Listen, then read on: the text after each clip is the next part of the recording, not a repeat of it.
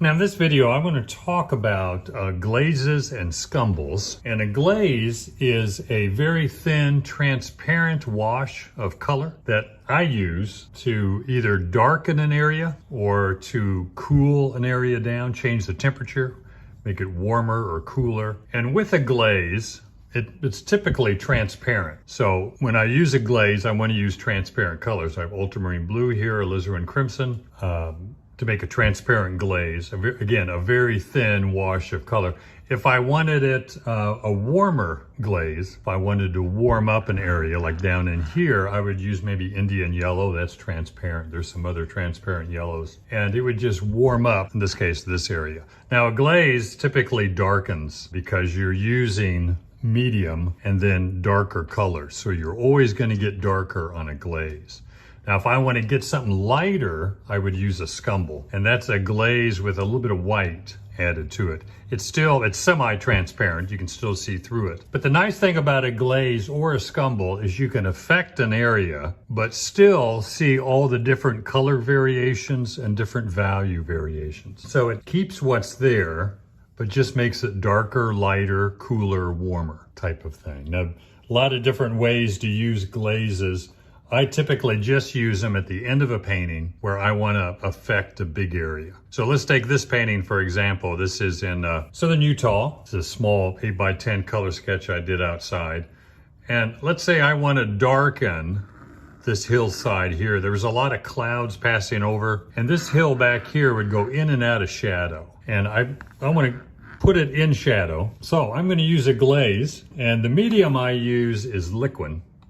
It's a quick drying medium, and I just keep it in here. And again, a glaze is going to be mostly medium. So I'll get a lot of the medium, and I'm going to get just a little bit of blue. You can always get more later. You can always make it darker. So kind of go for, and that's a bit too much red. The transparent, the alizarin crimson is transparent also. So I'm using both of them.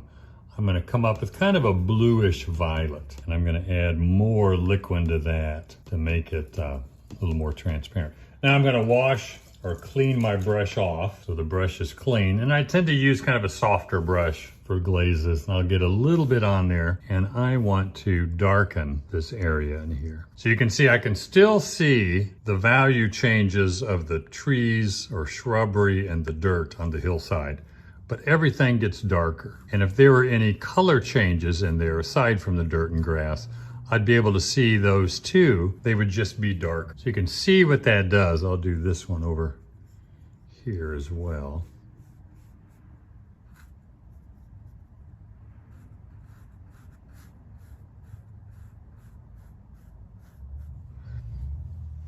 And that darkens that up. Now, this looks more sunlit because it's lighter than the background hill. And this looks more in shadow because it's darker. Now I can do a couple of things with that. If I don't like it, I can wipe it off totally and just have what I had before. So, you know, everything's dry except for the glaze, it'll come right off. It might affect it or stain it slightly, but I can also just lightly, if I want to not have it quite so dark, but I do want it a bit darker, I can just take it down a little bit. Now, let me get this dark again. Keep that dark. Now, if I want to use a scumble, well, I take that back. Let me try something else here. Let's stick with another glaze. I'm going to use just ultramarine blue and darken the field here. I don't necessarily want it dark, but just to show. You can see how that darkens that, but still there's the color changes, the value changes are all still there. I'm just getting it darker. And I could let this dry and come back and darken it again. Now I don't want to darken that. I like that value down below, but just to show you what that does. Now I might look at a scumble, and that's getting something lighter. I'm going to switch up paintings here. It's a sketch from Colorado. Let's say I want to lighten the background hill back here. I think it's too dark. I don't know that it is. It might be a bit too intense here. comes forward too much. So I want to cool it, make it a bit cooler and a bit lighter. So now I'm doing a scumble. In other words, I'm doing a lighter glaze. So I'm adding white to it. It's no longer transparent, it's opaque or semi-opaque. But I'm gonna do the same thing. I'm gonna get a lot of medium out here because again, a glaze or a scumble is mostly medium. And I'm gonna add a little white to it. Then I'm gonna cool that white down a bit with blue. So I got a really light blue scumble here, transparent. Pretty transparent, or translucent. It's not transparent, it's slightly opaque.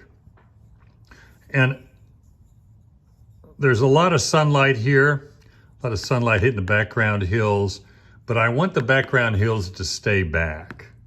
I don't want them to come forward, and I think I got them a bit too yellow-green, and they're coming forward. So if I blew them out or cooled them off, they're going to recede a bit more. So here's my scumble. And I don't know if it's quite, might not have it thick enough. But you can see that creates kind of a cool haze there. I'm going to make it a bit thicker. But again, still has to be very translucent. I could add a bit of crimson, but I want it pretty cool. I'm going to clean my brush off, get a bit more medium in there.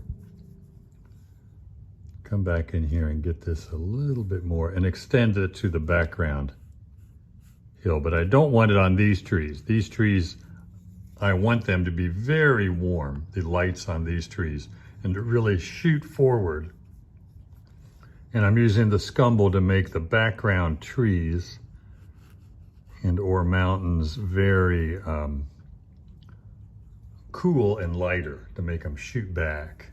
But I still like this value change between the dark and light on these trees or on this hill back in here. So I'm gonna scumble it around, as it's called.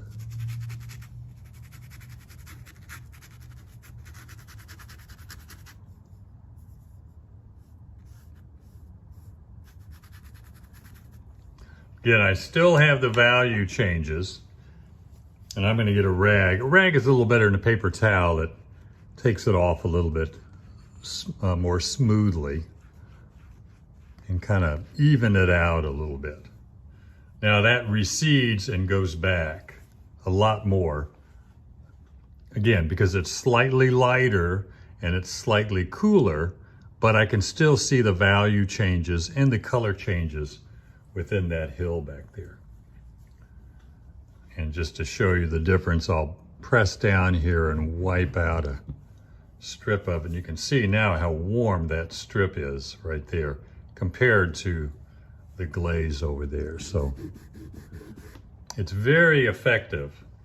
Now this comes forward because it's more intense, a little warmer, shadows a little bit darker compared to where the glaze is. So that glaze is very effective. Again, put it in, and don't be hesitant about it because you can always wipe it off. The whole painting is dry.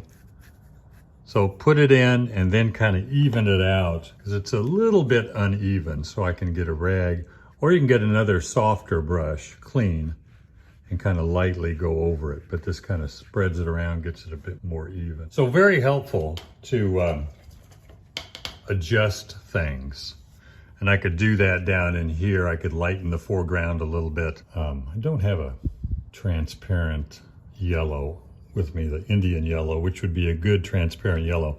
So I'm going to use yellow ochre with a little bit of the white and blue in there and kind of knock down the foreground. And I can still see the colors and value changes that are there. But now I'm just affecting it. It's not quite as intense. It just knocks it down a little bit. But all the brushwork, all the hard, soft edges, all the value changes, color changes are still there because you're looking through that kind of semi-transparent or semi-opaque scumble or glaze there. Well, I hope that was helpful. And if you want to see more videos on color, to watch this next video, the benefits of color schemes.